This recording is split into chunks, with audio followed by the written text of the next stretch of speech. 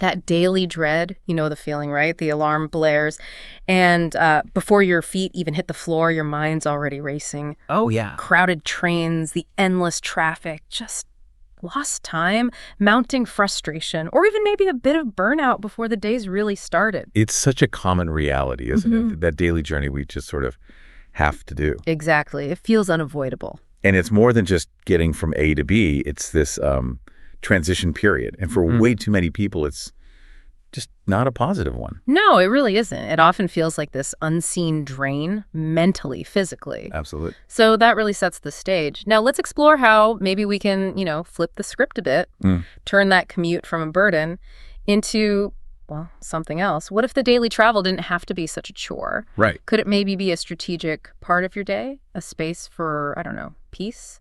Or productivity, maybe even some personal growth. That's the core question, isn't it? Instead of just putting up with it, how do we actively shape that time, make it work for us, not against us? Okay, so to try and unlock some of those possibilities, we're doing a deep dive today. The focus is commute stress, make your travel time more peaceful and less frustrating. Sounds good. We're pulling together insights from health, psychology, personal well-being, trying to see the potential in that daily travel time. Yeah, the potential that often gets overlooked. Our mission today is really to move beyond just surviving the commute. To actually thriving within it, or at least making it less awful. Exactly. Making it less awful is a great start. We've looked at quite a bit of information showing just how deeply this daily trip affects, your overall state of mind, your productivity. Right. It's a bigger deal than we often think. It really seems to be. A key lever for well-being, maybe. I think so, yeah. Okay, so let's first just face the reality. The struggle is real. It's widespread. Oh, definitely. For so many people, commuting isn't just travel. It feels like running a gauntlet sometimes. Right. We're talking those soul-crushing traffic jams, maybe seeing some road rage. Yeah, or just unexpected delays that throw your whole morning off track. Totally. It makes you wonder sometimes if the car behind you is just fueled by pure existential dread. It can certainly feel that way. And what's really interesting is how subtly but powerfully that commute experience sets the tone for the entire day. Ah, okay. How so? Well, there's research, from places looking at organizational psychology. They consistently find that arriving at work already stressed or drained, it really hits your performance. Right. And how you interact with people, I imagine? Exactly. It's not just about getting there. It's about the psychological baggage you carry in with you. And the mental health side of this. That seems pretty stark from what we looked at. Yeah, it really is. We see so many stories, anecdotes, but also more formal studies. They point to a clearer link between long commutes and, poorer moods, higher stress levels. Even burnout or depression. Yes, absolutely. There was one meta-analysis, for instance, that found really clear links between the strain of commuting and negative well-being outcomes. It's not just annoying, it's a genuine factor in your overall health. Like getting stuck in that jam. Yeah. It just spirals, doesn't it? The stress builds. It really does. It can quickly escalate those feelings of being overwhelmed. And this all became super clear with the rise of remote work, didn't it? Suddenly people realized. Just how much stress the commute was adding. Yeah. Yes, it wasn't just a hunch. The data backed it up. Right. Studies found a really significant chunk of employees reporting less stress, better mental health when they ditched the commute. Wow. Yeah, I saw one U.S. Census Bureau survey. Something like 56% of remote workers said not commuting was a key benefit for their mental health. That's huge. It is. And then there's the money side. Commuting can cost thousands a year. Gas, maintenance, maybe parking lost time. Between $2,000 and $6,000 potentially. Easily, yeah. Depending on the commute, of course. Yeah. It's this massive hidden cost tied to the daily grind. Okay, so the problem is definitely real and it's impactful. How do we start to, reclaim that journey? Where do we begin with solutions? Well, the first line of defense really is proactive planning. Okay, planning. Yeah, being intentional, not just going on autopilot. So, first up, route mastery. Route mastery sounds intense. Well, maybe not mastery, but just thinking about it. Instead of the same old way every day, are there alternatives? Maybe less congested routes, perhaps less stop and go. Or maybe even a nicer view. Does that help? It absolutely can. And using tools helps. Purpose-built sat navs or apps like Google Maps, Waze, getting that real-time traffic info. Right, so you can actually try to dodge the worst of it. Exactly. That simple shift, just being informed, can make a surprising difference to how you feel. And it's not just the path, is it? It's about time, too, giving yourself some buffer. Oh, hugely important. Time buffers. So simple, but the psychological effect is massive. It's not just about avoiding being late. No, it's about disarming that internal anxiety clock, the one that ticks louder and louder in traffic, and maybe fuels a bit of that road rage. Ah, right. If you know you've got 10 extra minutes. You can breathe a bit easier. You've got a cushion. It brings this sense of calm before you even turn the key. It's like a preemptive strike against the stress. Precisely. Yeah. So much frustration comes from feeling rushed, feeling like you're losing control of your schedule. Give yourself that buffer. Invest in your peace of mind before you even leave. Okay, so plan the route, allow extra time. What's next? Creating a sort of commute sanctuary. Exactly. Focusing on comfort, both physical and mental. Transforming your vehicle or even just your personal space on the train or bus into a calmer haven. So if you drive, what does that look like? Well, think about your car as like an extension of your home space, maybe. Physical comforts can make a big difference. Things like ergonomic seat cushions, lumbar supports. Heated seat covers on cold morning. Definitely. Small things, but they add up. Yeah. And then there's sensory soothing. Yeah, sounds a bit woo-woo maybe. But using an air freshener or an essential oil diffuser, scents like lavender or vanilla are actually known for their calming properties. It can subtly shift your stress levels. Interesting. And just the basics too, right? Like keeping the car maintained. Oh, absolutely crucial. Don't overlook the basics. Regular checks, tire pressure, oil, brakes, and just keeping it clean and clutter-free inside. Yeah. It's hard to feel calm when you're worried about that weird rattling noise, or you can't find anything under a pile of old receipts. Exactly. A well-maintained car runs smoother, which is less stressful, and a clean space helps promote a clearer mind, reduces those little background anxieties. Okay, that makes sense. Now, this brings us to something really key and often overlooked: mindfulness. Mindfulness. While driving Right. or on the train. Yes. Adopting a mindful approach can seriously improve your commute. It means things like taking deep, slow breaths when you feel that tension rising. Just breathing. Seems too simple. It sounds simple, but deep breathing actually engages your body's relaxation response.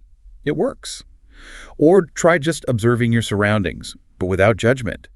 Notice things. Find small moments of gratitude, maybe. Instead of just focusing on the idiot who cut you off? Precisely. It's about accepting the present moment, even if it's frustrating traffic, rather than letting the frustration consume you, shifting from anger to acceptance. It's incredibly powerful. And our physical state plays into this too, doesn't it? Being hungry or thirsty. Absolutely vital. Dehydration, hunger, they don't just make you uncomfortable. They actually deplete your cognitive resources. Making you more irritable. Exactly. You're more vulnerable to stress when your basic needs aren't met. So fuel your body to fuel your patience. Stay hydrated. Keep healthy snacks handy. Good tip. And maybe some stretches if you're stuck.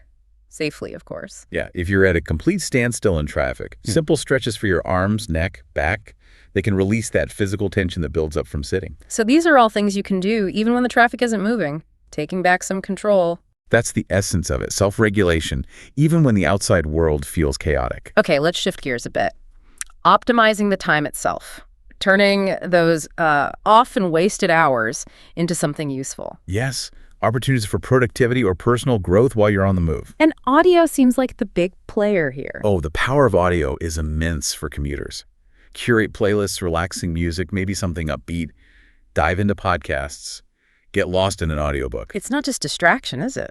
No, it's more than that. It actively shifts your focus away from the annoyance of, say, traffic, and it turns that wasted time into something enjoyable or educational. It really can elevate your mood. And there are so many podcast options now, things focused on wellness, mental health chats. Right, or even really short ones like 5-minute daily reflections just to reset your mindset. Or deeper dives like shows on tackling self-doubt or health hacks. You can learn a lot. Absolutely. And beyond just listening for enjoyment, you can actively use the time for learning. Master a new language with an app, maybe. Delve into a topic you're curious about. The resources are definitely out there. They really are. Just, a crucial safety reminder. If you're driving, the road is always priority one. Audio learning is great, but keep your eyes and attention on driving. Good point. Now, this brings up something nuanced, the whole work-life balance thing on the road. Ah, yes. Research seems pretty consistent that leisure stuff, music, maybe napping if you're on a train leaves people feeling more relaxed. Definitely. But work-related activities, it's a mixed bag. It is. That's a really critical distinction. Doing some work prep during a smooth, easy morning commute, that can actually help you transition into work mode. Could be beneficial. Okay. But trying to crunch through emails during a stressful, crowded ride, that just piles on more stress. And doing work on the way home, that just prolongs the workday and leads to more exhaustion. So the key is choosing things that actually lift your mood and energy. Precisely. Things that ease the transition into work or help you decompress out of work, not activities that just extend the drain. This touches on something important that came up. Managing energy, not just time. Yes. True productivity isn't just about cramming more into the hours. It's about managing your energy levels throughout the day. Like breaking the workday into chunks. Focused work, then a break. Exactly. And that principle can apply to the commute too. If you see it as another segment where you have to be productive in a work sense, you risk adding stress.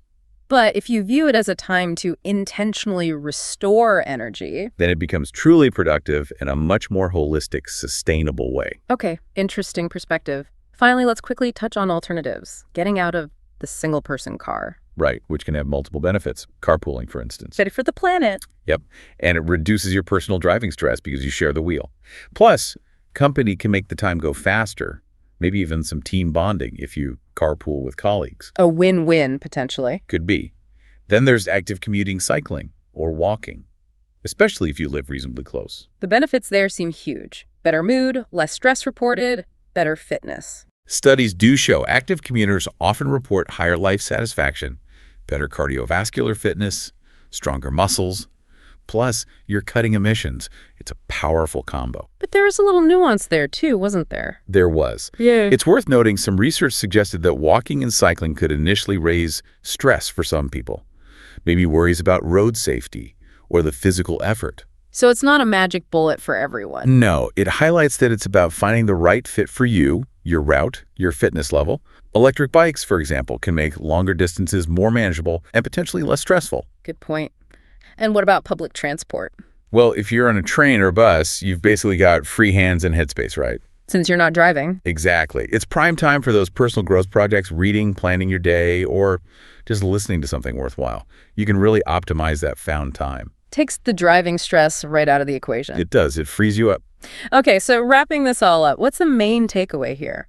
I think the core lesson is, we can't always control the traffic jams or the crowded trains or the delays. Unfortunately not. But we can control our reaction to it. And maybe more importantly, we can control how we choose to use that time. Right. It's not just this hurdle you have to jump over twice a day. No. Yeah. It's a significant chunk of your day, actually. And it holds this immense, often untapped potential for recovery, for learning, for genuine self-care. So it's about finding what works for you personally, experimenting a bit. Absolutely. Try different strategies, see what sticks. The goal is to transform that journey from something you dread into maybe a valuable, even peaceful part of your daily routine. Making that intentional choice to reclaim the time. Exactly. Here's a thought to leave people with. Consider this. If you dedicated just, say, 15 minutes of your commute each day, intentionally, to improve your mental state, maybe learn something new.